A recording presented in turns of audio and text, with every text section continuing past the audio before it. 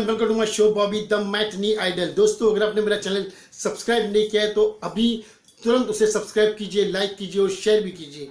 तो finally Radhe the most wanted by the sultan of Bollywood Salman Khan की film का ट्रेलर आ चुका है और ट्रेलर मैंने देख लिया है। और आपको बता दूं क्या हुआ है, खोदा पहाड़ और निकला चूहा जैसी बात हो गई। इतना वेट करने के बाद ये निकला। डायरेक्टर प्रभु देवा को पता नहीं वो क्या बना रहे।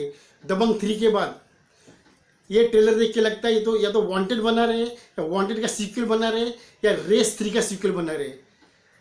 टोटल फ्लॉप पिक्चर है, मार्क माय वर्ड्स।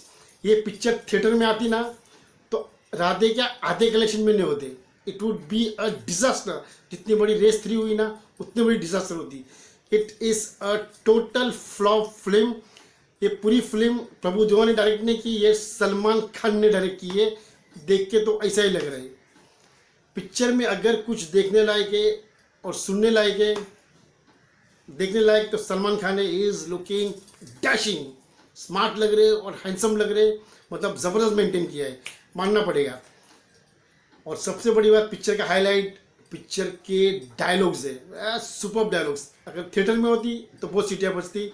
जो स्पेशली जो लास्ट का डायलॉग, राधे जाने के लिए आने के लिए जाने के लिए आता, ऐसा कुछ डायलॉग है, तेरे हिस्से की बिरयानी सब मिलके खाएंगे और बोलेंगे ईद मुबारक। ये डायलॉग पे थिएटर में सुनामी आ जाती, इतनी सीटियाँ बजती। धमाके डायलॉग है। और बीच में भी 1-2 डायलॉग बहुत अच्छे हैं, जैसे कि अगर किसी ने 3 इंच ऊपर ग्लैडर का ब्लैडर, वो सब डायलॉग धमाल मारा है।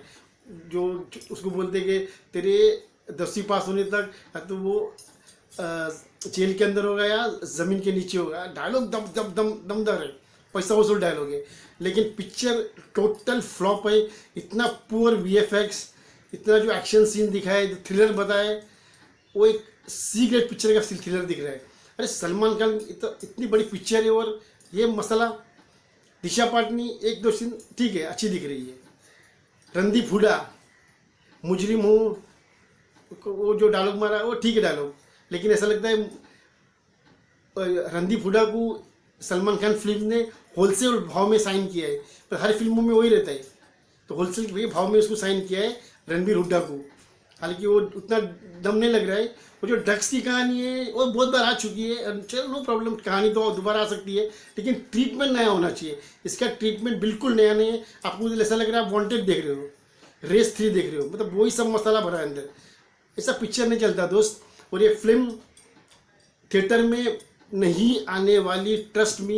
ये पब्लिक ट्रोल करेगी। इसके लिए ऑडियंस का दिल रखने के लिए ऐसा लिखा गया इन थिएटर्स ऑल्सो। वो नहीं आने वाली थिएटर में, वो ZEE5 पे ही आने वाली है कि फिल्म थिएटर में नहीं आएगी।